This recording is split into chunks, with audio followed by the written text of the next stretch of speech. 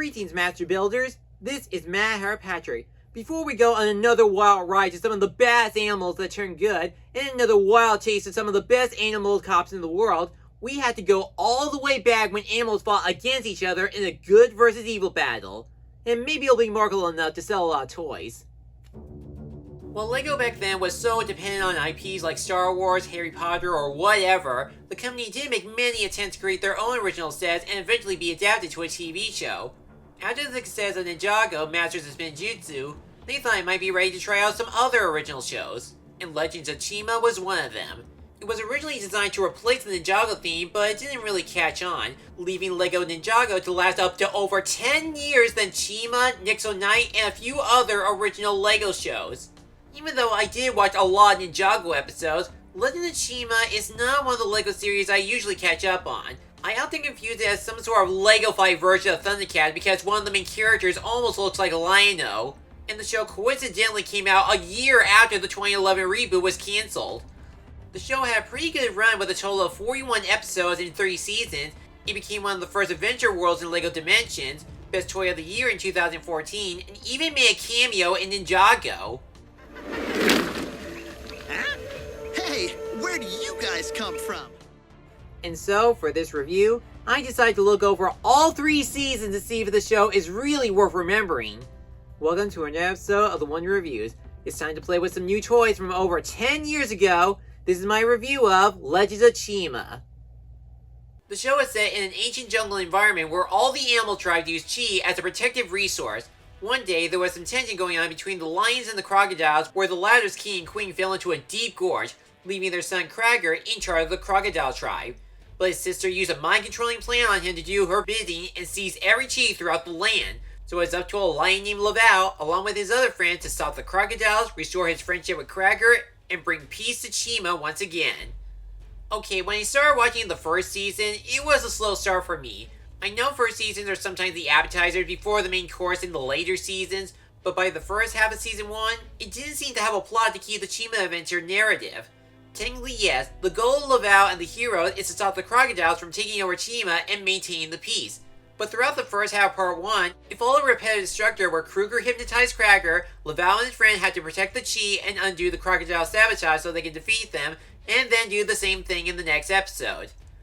It wouldn't be until the second half where there's finally a major conflict that gives the show some storyline, and that's when the wolves go on a chi-stealing rampage, and the waters of Mount Convora becomes completely dry. That's when the risk factors are effective, and we get to learn more about the characters individually and their journeys. In addition, there is a lot of backstory on the world of Chima, where we get to learn that the chi of all these animals, how they actually use it, and why it's important to share with others and not use it for mad power. With each animal tribe the characters visit, you do know how they adapt and serve their role in the world. Another thing I like about the world building is during seasons 2 and 3, where the heroes had to find their legend beasts to restore Chima, get introduced to new animals beyond their homes, and uncover the true origins of the world's creation and the great story. Okay, so that was a lot explaining on what is the Legend of Chima. It's trying to be one of those serious LEGO adventures, and this is the Chima 101 I could ever clarify. The show tried to add some humor to keep the kids' attention, but they're mostly juvenile. Sometimes there's a laugh here and there, but many of them don't really hit the punchline. But to be fair, the premise does offer enough world building to understand any of it, and there's a certain heart between Laval and Krager's friendship. Laval tried to get his best friend back, and Krager tried to make up for everything he was mind controlled to do. But what about the entire animal cast of the show? There is a significant quantity on how many characters are presented in this cartoon. There are a lot of likable characters, but there are a few of them that either need to be handled a bit better or need to be cut off to save some space. With the main characters, there's Laval, the good-hearted lion prince that wants to save Chima from danger and restore his friendship with Krager. As a protagonist, the show did a good job with his character growth where, although he does act like a grown-up kid, he does take the responsibility seriously in order to protect the ones he cares about.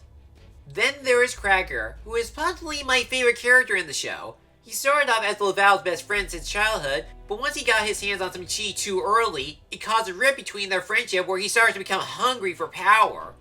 While he does admit his own guilt is what caused the war and the disappearance of his parents, he becomes an easy target for his sister, Crueler, the true mastermind who got ignored by her parents for Cracker's future and wants to take over Chima by hypnotizing him with a persuasive plant. There is also Eris, Laval's supportive eagle friend that often fight alongside him and the voice of reason to him. She's also likable as the two leads, and I do like in Season 3 she's given a bigger role where she sees future visions of Chima's fate and the secrets about the Phoenixes. For the others, there are some that do supply a lot of character depth, world building, and enjoyable personalities that help make them memorable and connect their civilizations easily. These include Gorzon being the chill and peaceful gorilla that loves flowers, Rogan is the dumb rhino that loves rocks and has a huge crush on Eris, Wars is the aggressive alpha wolf that sometimes works with the crocodiles, the beavers love to do nothing but work and build, Razor and his ravens are con artists that like to steal everyone's personal belongings for profit, Shadowwind is the mysterious racer that helps Laval and his friends, and some of the new allies like the Phoenixes and Tomar add more layers to both themselves and Chima. The rest on the other hand either has one trait that gets tiresome or often feels underdeveloped, like Legradis is Laval's dad that wants to maintain the peace in Chima, Skinnet is the comic relief who released some gas, Plovar is the other comic relief who's upset with clean teeth, Furtiva is the sly fox that caused a lot of trouble but he doesn't really appear a lot in this, Layela is Laval's love interest, and Bladvik is the sleeping bearer and that's all there is to him until the last few episodes of the show. There are other villains the heroes have to face other than Crueler and a brainwashed Cracker, like Scorn, Spinlin, and Sir Fangar. As cool as it is to see other animals beyond Chima, and Spinlin is an enjoyable spider queen that cares about her looks, I do find Scorn to be a very boring main villain in Season 2. But with Sir Fangar, he is definitely the dangerous villain Laval and the others have ever faced. He has an army of saber-tooth tigers, mammoths, and vulture, and they have all the power to freeze the world like a new ice age. All that's missing is a squirrel that wants to get back at everything over his acorn. So after watching the entire show and learning what this world really looks like, I have to admit it's possibly one of the best animations I've seen in any LEGO TV show. Okay, it's not the same perfection as the LEGO Movie's animation. It's more like it follows the same wonder as something like Pandora from Avatar. This is especially the case with the backgrounds themselves. The whole realm is set in is like a giant jungle environment, and many of the tribal locations look really well made and help identify the characters, whether it be the Lion Temple as a sacred place to get chi, the crocodile's home as a swampy cavern, the eagle spire as a giant library in the sky, and many more.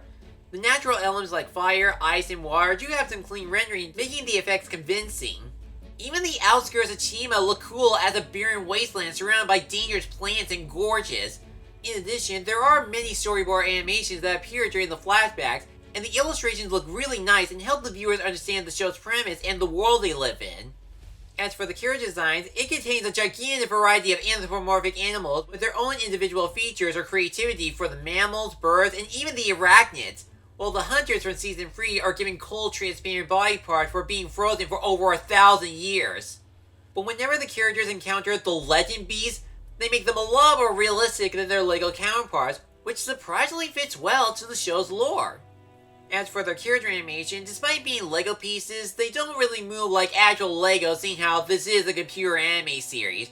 Their arms and legs are more free and cartoony in order to supply some slapstick or fast-paced energy. With the action scenes, they're mostly enjoyable to watch. The Speed Oars bring a lot of exciting chases and some fun races, and whenever the animals go into war with each other and start to chi up, the visual effects make them a lot nice to look at. There is even one episode where the characters are trapped in a dream and we see all their chi transformations fight against each other, and it does look super cool. And there's a couple of times we see more visuals on what the chi can do, like building racetracks or create some constructions. I'll also give credit that the LEGO vehicles in the show are well made. They're meant to match the animals, like the gorillas have the gorilla-sized mech suits, the eagles and ravens have speed gliders, and everyone else have these tank-sized vehicles. While I never bought a single LEGO Chima set, I think the show did a decent job to welcome me as a newcomer. So yeah, I do consider it as an underrated LEGO series. Legends of Chima is a fascinating anime LEGO series. I wouldn't consider it on par with Ninjago with its jointed early narrative and an overflowing quantity of characters, but most of them are likable, the animation is surprisingly impressive, and the world building does seem intriguing. If you're looking for an amazing or deep LEGO series, or if you're a fan of the LEGO sets it was based on, then you will like this cartoon. In fact, you can check out a couple of mini-movies and a few episodes on the LEGO YouTube channel. And if you're still curious and want to watch the whole thing yourself, you can check it out right now on the free streaming service Tubi.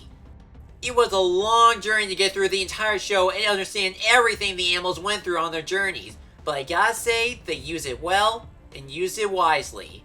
I'm going to give the overall show a B-. I'm Mad Hair Patrick. Now if you excuse me, I'm going to watch a Speed Wars race.